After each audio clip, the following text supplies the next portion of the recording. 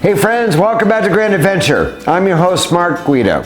Now in this episode of Grand Adventure, we're going to share some of our favorite places to go camping across the state of Arizona. So stay tuned.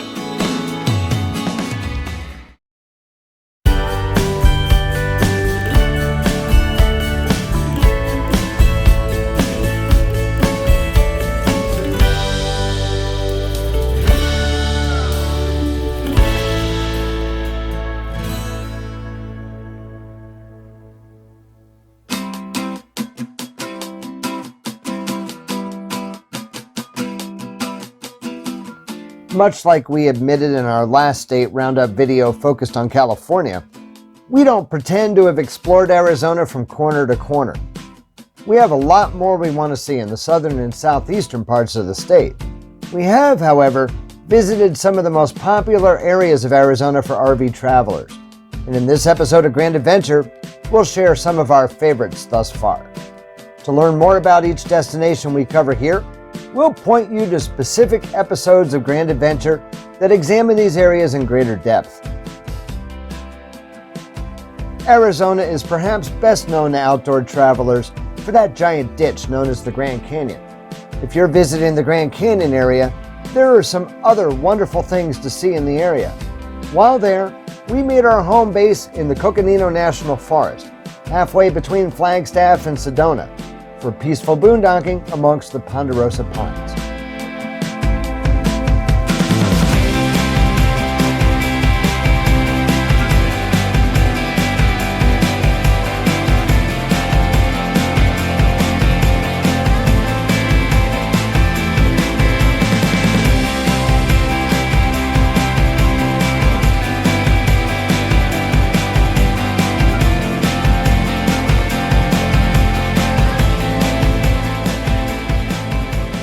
Sedona's main attraction is its array of red sandstone formations.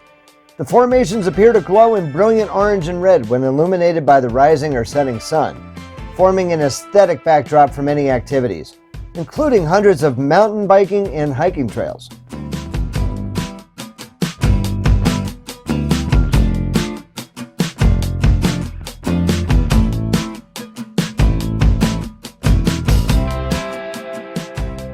Sedona's downtown is clustered with restaurants and high-end art galleries.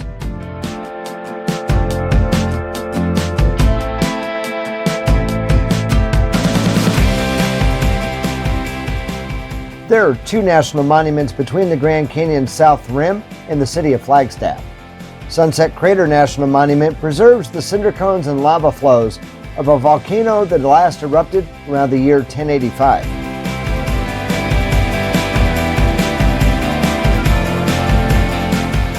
Just down the road, Wupatki National Monument preserves the dwelling ruins of 5 prehistoric pueblos, nestled between the Painted Desert and Ponderosa Highlands of northern Arizona.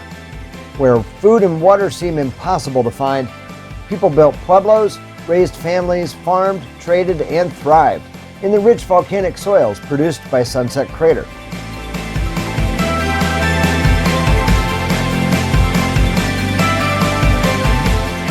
An early lumber, railroad, and ranching town in northern Arizona, Flagstaff lies near the southwestern edge of the Colorado Plateau, along the western side of the largest contiguous ponderosa pine forest in the continental United States.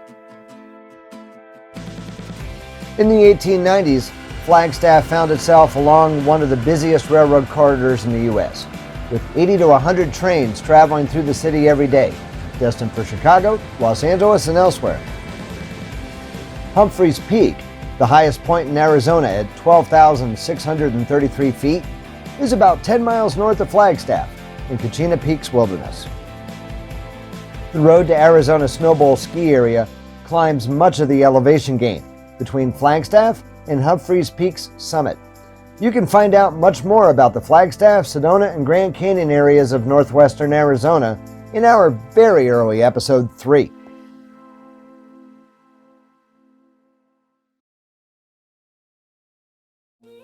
Flagstaff went on to become a popular tourist stop along Route 66, particularly due to its proximity to the Grand Canyon.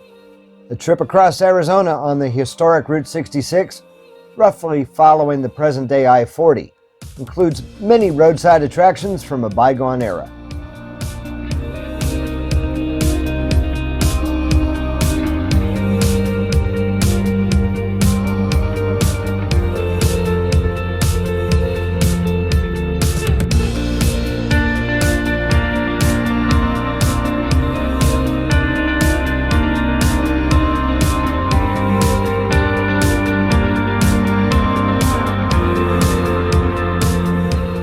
One worthy diversion from the old Route 66 is Petrified Forest National Park east of Holbrook.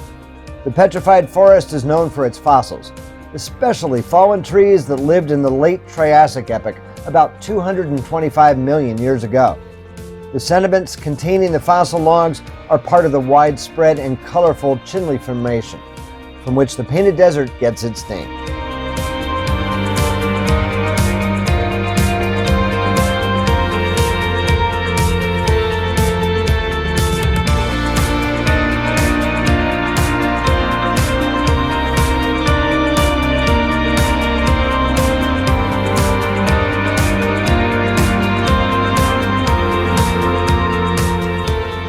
We traveled the historic Route 66 through both Arizona and New Mexico in our episode, number 66. The northeastern corner of Arizona touches 3 other states, the only such spot in the entire U.S. Here at Four Corners, the Navajo Nation maintains a tribal monument to give visitors the chance to touch 4 states at one time. Oh! Must be hot and slippery. Not only hot, but slippery too. Yeah. Right?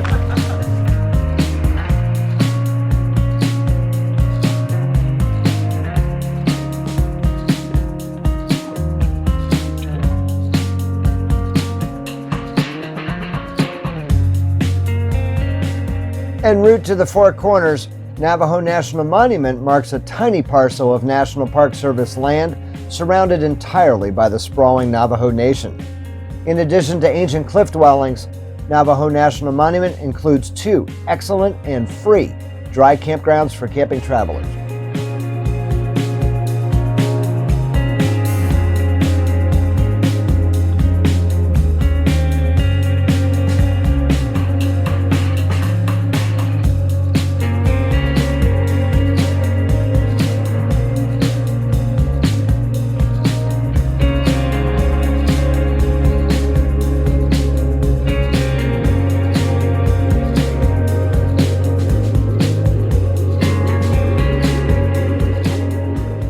You can learn more about the Four Corners area and Navajo National Monument, both in Episode 3 and Episode 67 of Grand Adventure.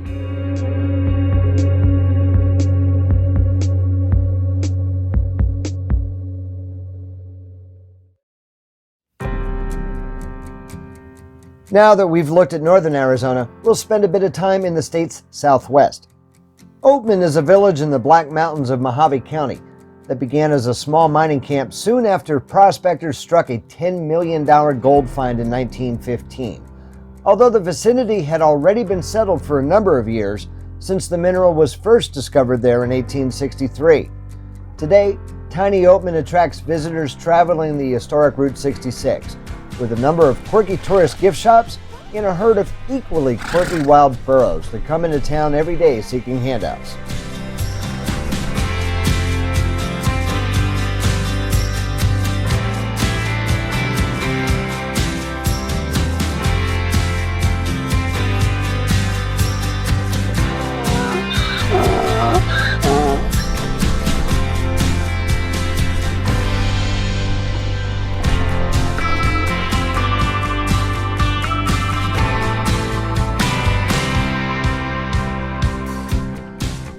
Built in 1902, the Oatman Hotel remains the oldest 2-story adobe structure in Mojave County.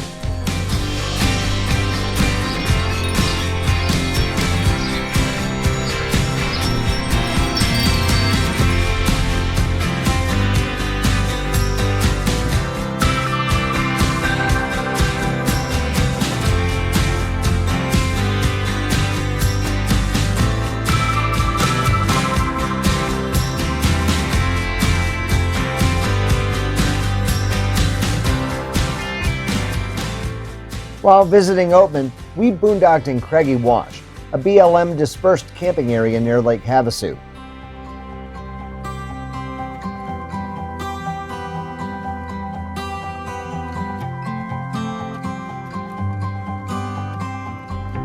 Lake Havasu City first started as an Army Air Corps rest camp during World War II on the shores of Lake Havasu. In the late 1950s and early 60s, businessman Robert McCulloch purchased more than 16,000 acres of property on the east side of the lake, and Lake Havasu City was established in 1963. London Bridge crosses a narrow channel that leads from Lake Havasu to Thompson Bay. Hoping to attract tourists and prospective buyers of residential lots, McCulloch bought it for $2.5 million from the City of London, England, when the bridge was replaced in 1968. The bridge was disassembled and the mark stones were shipped to Lake Havasu City and reassembled there.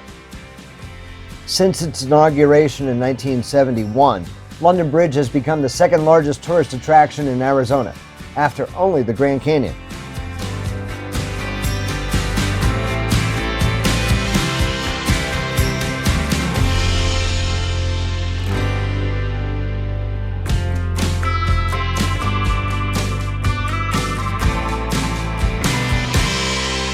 We share much more about Oatman and Lake Havasu in our episode 78.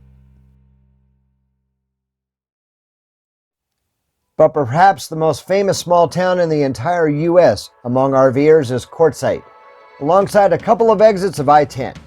Established in the newly created Arizona Territory in the mid-1800s, at the site of a waterhole and later a stage station, Quartzsite is a popular winter destination for full-time RVers, thanks to its mild winter climate and BLM long-term visitor areas surrounding the town.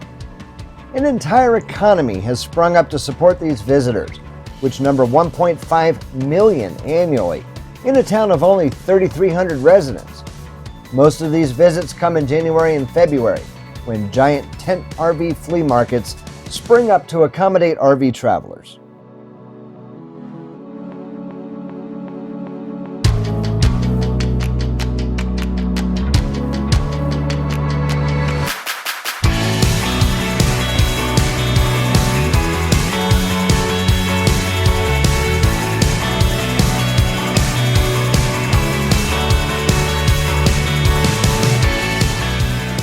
While in Quartzsite, we boondocked among the Dome Rock Mountains, west of town within a BLM short-term dispersed camping area.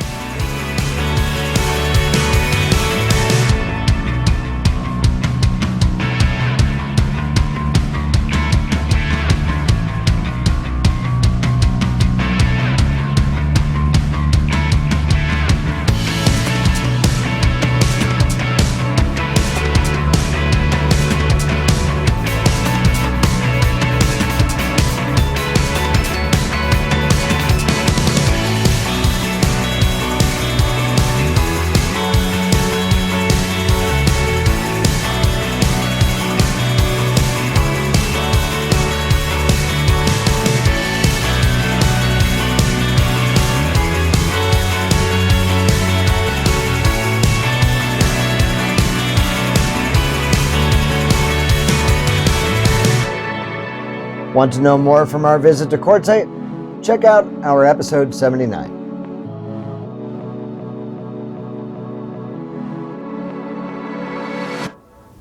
So we hope that this video has helped you plan your own grand adventure across the state of Arizona. If you like this video, please give us a big thumbs up down below.